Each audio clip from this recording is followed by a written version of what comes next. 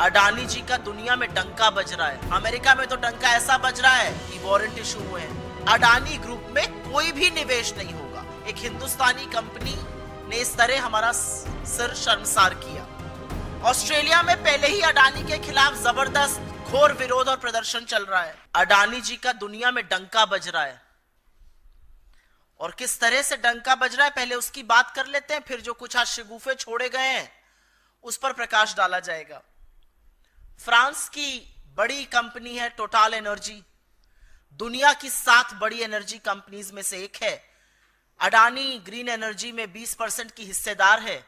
उन्होंने निर्णय लिया है कि अब भविष्य में अडानी ग्रुप में कोई भी निवेश नहीं होगा।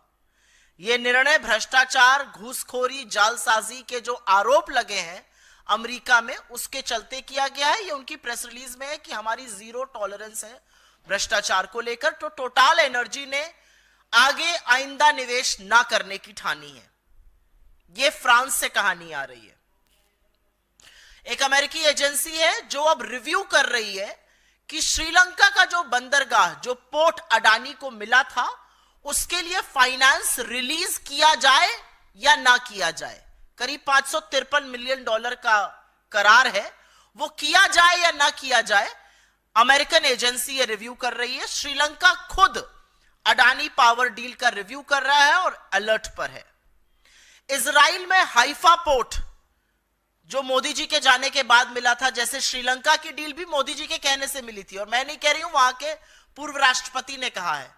इजराइल मोदी जी जब गए थे, वहां से लौटे तो हाइफा का जो एयरपोर्ट, हाइफा के पोर्ट का करार मिला था, वहां पर श्रमिक जबरदस्त विरोध में उतरे हुए हैं अडानी के खिलाफ।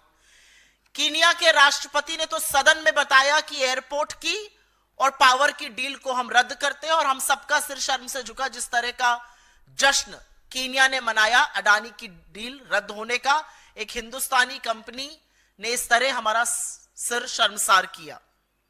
कीनिया में भी मोदी जी की कृपा से ही कॉन्ट्रैक्ट मिला था, यह बात वहां के पूर्व राष्ट्रपति ने बताई थी। बांग्लादेश की कोर्ट ने अडानी पावर डील के जांच के आदेश दिए हैं। ऑस्ट्रेलिया में पहले ही अडानी के खिलाफ जबरदस्त घोर विरोध और प्रदर्शन चल रहा है।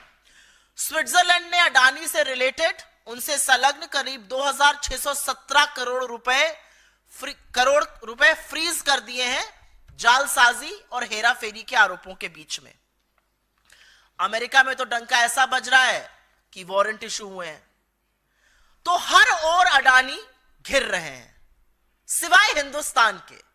हिंदुस्तान में वो सेफ रहेंगे क्योंकि यहां पर नरेंद्र मोदी जी के रहते हुए उनका कोई बाल से बाका नहीं कर सकता है। यहां असलियत यह है कि एजेंसियां मूक दर्शक बनी रहेंगी, वरना इतने संगीन, इतने गंभीर आरोप लगने के बाद आज तक, अभी तक उनकी गिरफ्तारी हो जानी चाहिए थी।